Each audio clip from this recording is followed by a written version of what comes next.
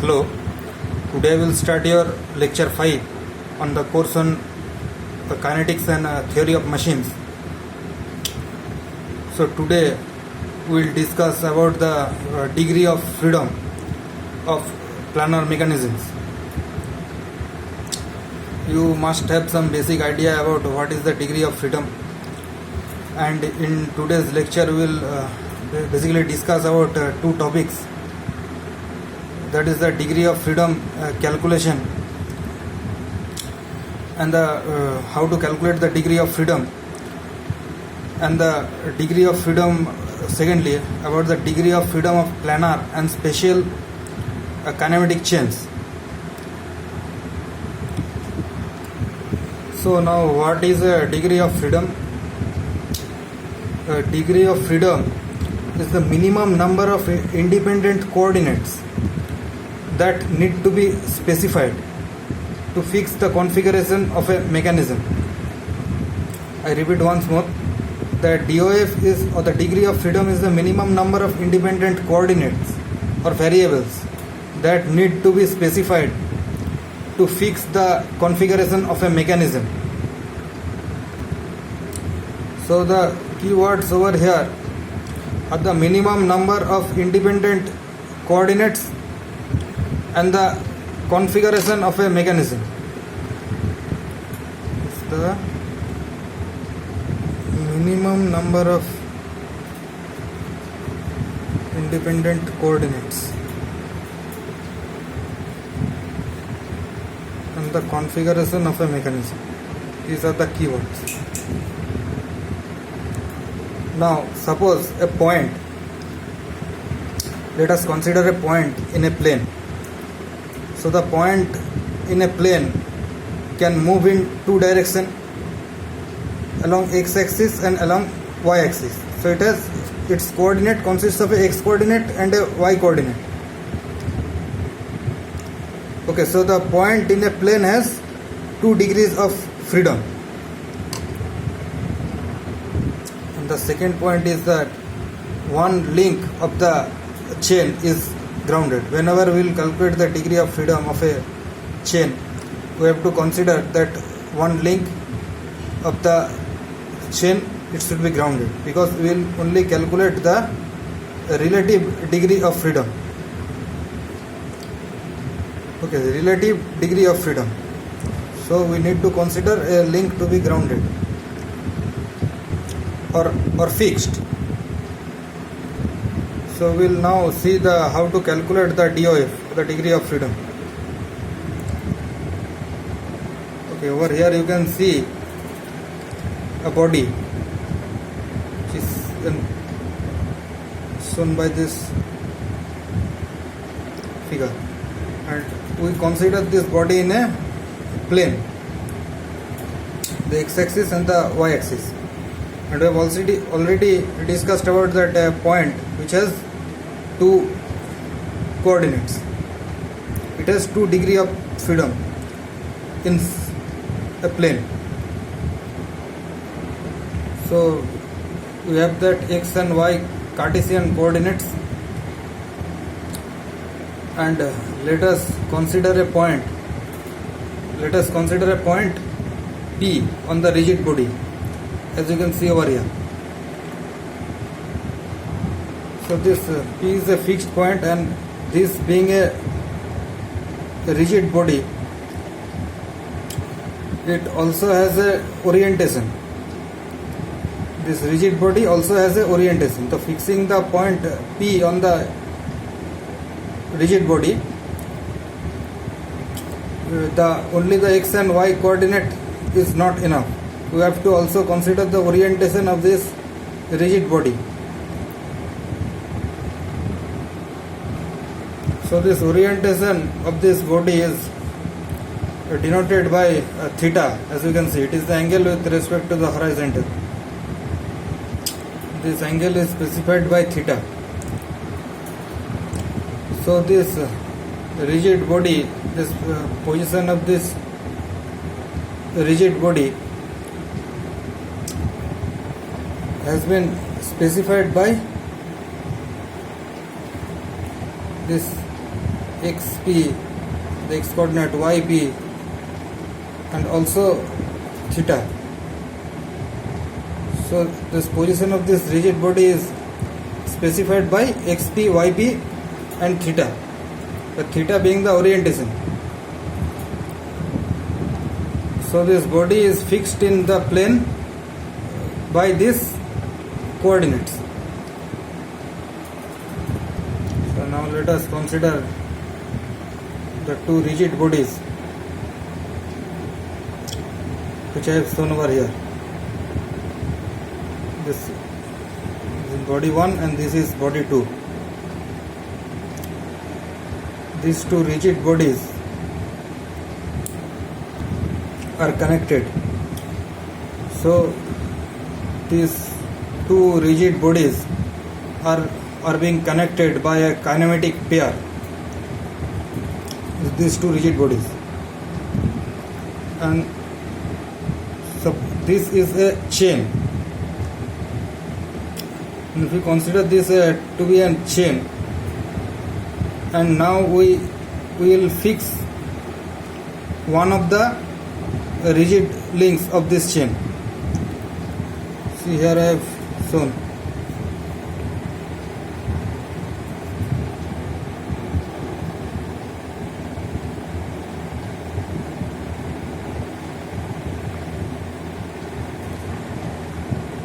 So one of the links, one of the bodies is fixed.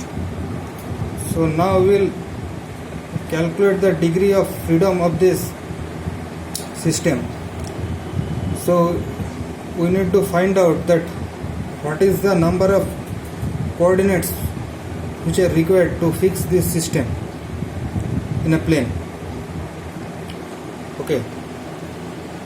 So one of the bodies is mobilized, and now if we want to calculate the degree of freedom, so the number of links is 2. Okay, NL is equal to 2,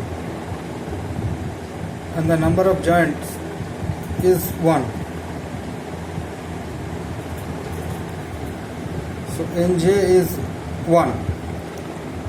So since this has one pair variable, so we'll assume that the degree of freedom of this pair variable, which is denoted by F1, is equal to 1.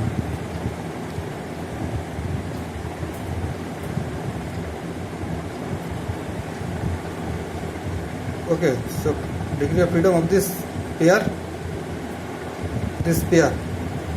is 1.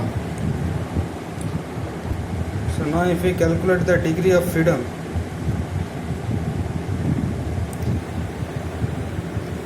okay, F is equal to 3 into 2 minus 1, L minus 1, NL, the number of links is 2, minus, now this, each pair takes 3 degrees of freedom. Now we over here have one pair, so minus 3 into 1, number of pair is 1. Now this bodies, they actually have 1 degree of freedom, and this pair, it does not take away all the degrees of freedom. So we'll add 1 to this. So now the degree of freedom becomes 3 into 2 minus 1 means 3 minus 3 plus 1. So is equal to 1. So this system has 1 degree of freedom. Now let us consider another example over here. You can see over here there are 3 rigid bodies. Okay, these 3 rigid bodies are connected. You can see over here 1, 2 and 3, and there are 1 and 2, this form one pair, and 2 and 3, this form another pair. And similarly, as in the last figure, we will fix will fix a rigid body. This rigid body is fixed. So in this figure you can see that number of links is 3, the number of joints is 2, 1 and 2, and for this pair the degree of freedom is 1. F1 is 1. So the degree of freedom of the second hinge is also assumed to be 1. This is assumed to be 1. Now we will calculate the degree of freedom for this mechanism. So now calculating the degree of freedom, 3 into L minus 1 in L minus 1, 3 into 3 minus 1, there are 3 links, minus, now each pair takes away 3 degree of freedom. Each kinematic pair, it takes away 3 degrees of freedom. So there are 2 pairs, so it takes away 2 into 3, that means 6 degrees of freedom, minus 3 into 2, but also each pair gives back 1 degree of freedom, as I have shown you in the last figure. So this pair gives 1 degree of freedom, this pair gives 1 degree of freedom, plus 1 for 2 F1 and F2, plus 1 plus 1, so 6 minus 6 plus 2 is equal to 2. So the degree of freedom of this mechanism is 2. Now this kinematic chain has a degree of freedom of 2. So see, over here we have derived the formula for the degree of freedom of a planar mechanism.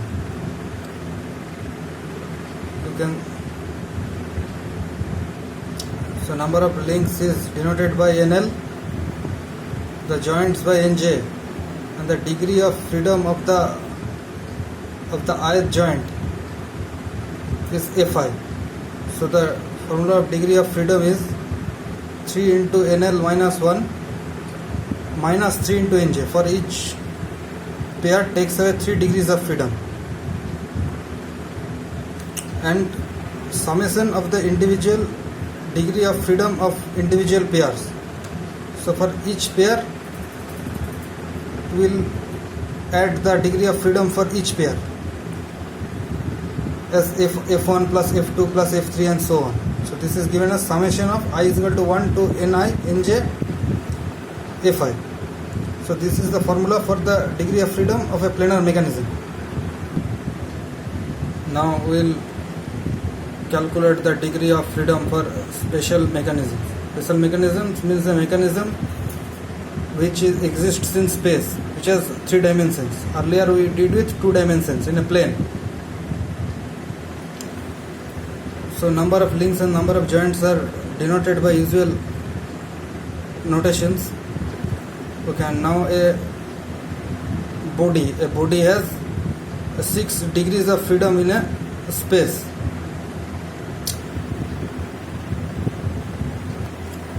So the 6 are the 3 positional degrees of freedom, and the other 3 are the orientational degree of freedom.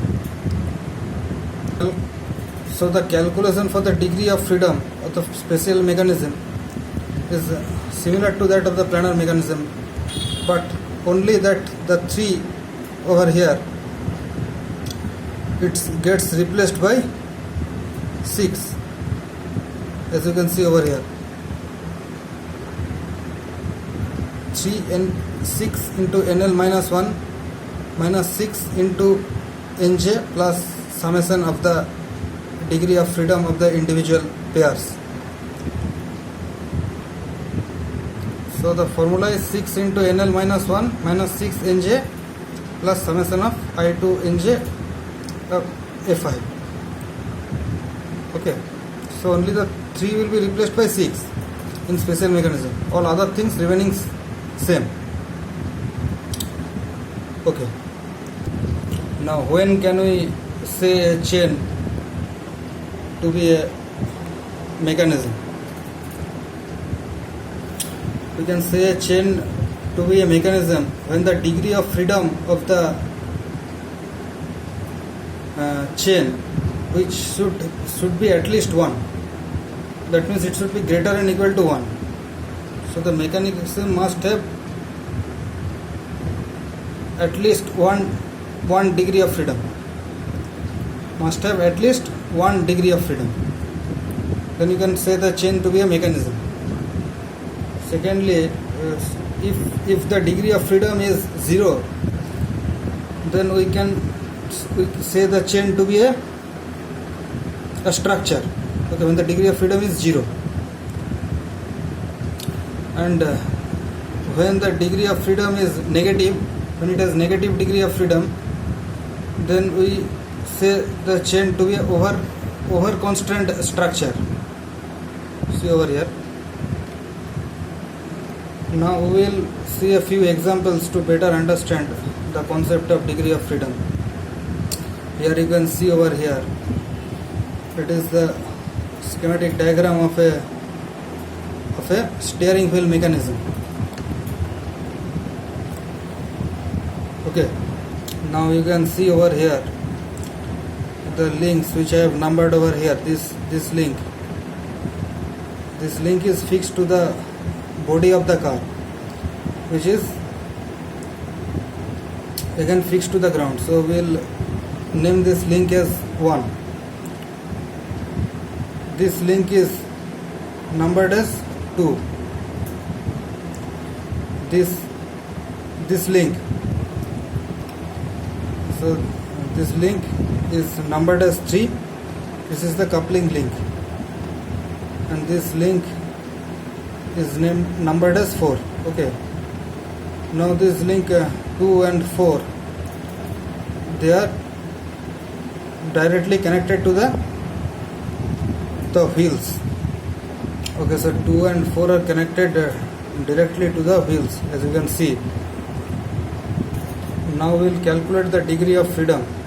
So the number of links is 4, I have shown you, and the number of NJ, that means the number of pairs,